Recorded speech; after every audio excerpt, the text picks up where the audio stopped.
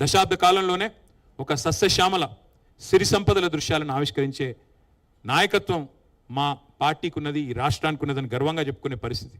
మాకు అన్నిటికన్నా ఆనందం కలిగించే ఒక సందర్భం ఏమంటే, మీకు నాయకత్వ పటిమ ఉందా తెలంగాణలో, అసలు ఆ నాయకత్వ కెపాసిటీ ఉందా అని చాలామంది అడిగేటోళ్ళు మమ్మల్ని ఉద్యమ సమయంలో.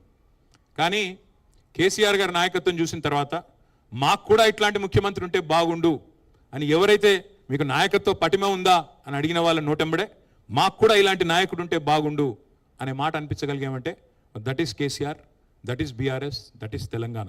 అట్లాగే ఒకటి రెండు కాదు, ఏమేమిటి నుంచి విముక్తి పొందినాము?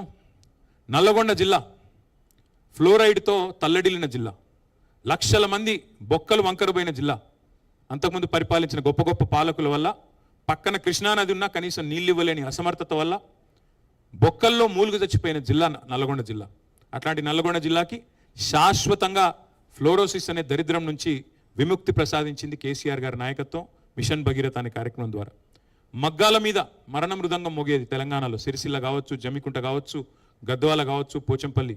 ఇవాళ దాని నుంచి విముక్తి ఇవ్వగలిగాం కేసీఆర్ గారి నాయకత్వంలో. రైతుల ఆత్మహత్యల్లో మహారాష్ట్ర, తెలంగాణ టాప్లో ఉండేది భారతదేశంలో.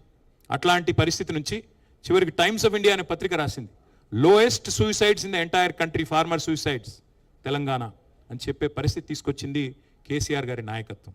అట్లాగే ఏం విప్లవాలు సాధించారు, మీరు ఏం సాధించారు విజయాలు అంటే, దేశానికి అన్నం పెట్టే స్థాయికి పోయాం కదా. పంజాబ్ను హర్యానాను తలదన్ని దేశానికి అన్నపూర్ణగా మారింది కదా. ఒక కరువు ప్రాంతం, నీళ్లు లేక తల్లడిల్లిన ప్రాంతం, అంతకంటే గొప్ప విజయం ఏముంటుంది? అట్లాగే కరెంట్ అనేది ఉండేదే కాదు తెలంగాణలో. ఉచిత కరెంట్ అని కాంగ్రెస్ ఏదైతే పెట్టిందో ఉత్త కరెంటే, అది కరెంట్ ఉంటే కదా ఉచిత కరెంటు. అలాంటి ఉత్త కరెంటు పరిస్థితి నుంచి 24 గంటలు వ్యవసాయానికి ఉచితంగా ఇచ్చిన ఒకే ఒక్క నాయకుడు భారతదేశంలో ఈ రోజుకి. 79 ఏళ్ల స్వాతంత్ర భారతదేశంలో ఒక్కడే పార్టీ, ఒక్కడే నాయకుడు, రైతుకి 24 గంటలు ఉచితంగా కరెంట్ ఇచ్చిన నాయకుడు కేసీఆర్. అది తెలంగాణ. ఇది విజయం కాదా? రైతు బంధు లాంటి పథకం, రైతుల దగ్గర డబ్బులు తీసుకున్న ప్రభుత్వాలు ఎన్నో ఉన్నాయి, భూమి శిస్తు, నీటి తీరువా.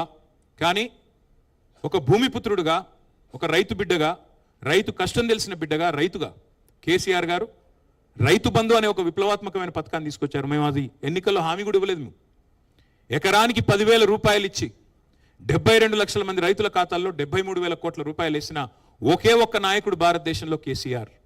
అంటే ఇదేదో లాభం ఆశించో ఇంకోటో కాదు. We work with a passion.